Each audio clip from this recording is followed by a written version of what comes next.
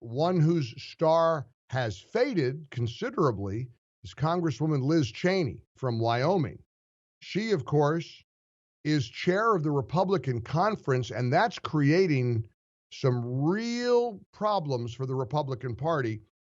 Here's cut number 2. This is Congressman Chip Roy from Texas, who responded to Liz Cheney again doubling down on her contempt for Donald Trump, saying a couple of days ago that Trump should have no role in the Republican Party or the country going forward. Here's what Congressman Chip Roy had to say about that. Yesterday, Liz forfeited her right to be chair of the Republican conference. You cannot stand up and make a statement that is so completely out of step with the Republican conference and where the American people who support President Trump are. I think it is unfortunate that she made those remarks. I think it was short-sighted, but I also think it was purposeful, and I think that's the problem.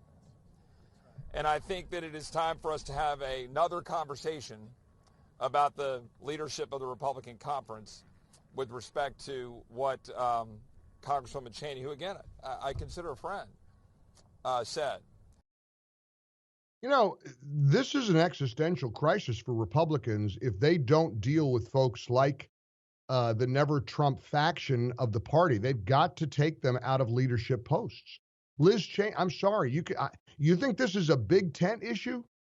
You think Republicans should be split over the direction of the party this way?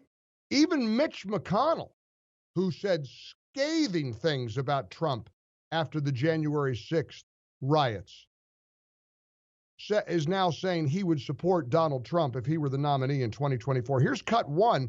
Here's the Senate Minority Leader Mitch McConnell talking to Bret Baier last night on Fox News.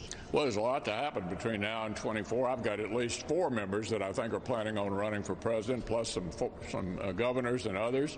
There's no incumbent. Should be a wide open race and fun for you all to cover. If the president was the party's nominee, would you support him? The nominee of the party? Absolutely. Now, that's a big deal, considering other Republicans like Liz Cheney, Mitt Romney, Ben Sass, the other Never Trumpers who have denounced President Trump. They think they're getting their 15 minutes here after January 6th, and they're using that to denounce the president. They've always hated him. They've always torn him down. Mitch McConnell surprised me from the floor of the Senate, but thank goodness that McConnell is on board with Trump if he were to be the nominee in 2024. What do you make of it? Should the Republicans make an effort to strip leadership posts from people like Liz Cheney? Should there be accountability for Republicans who aren't sufficiently on board with the Trump train? Because I don't think the Trump train is going anywhere.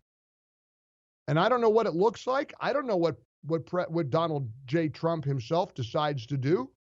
This is going to be Sunday afternoon is his first public speech, of the year, and it's going to be really, really fascinating to watch.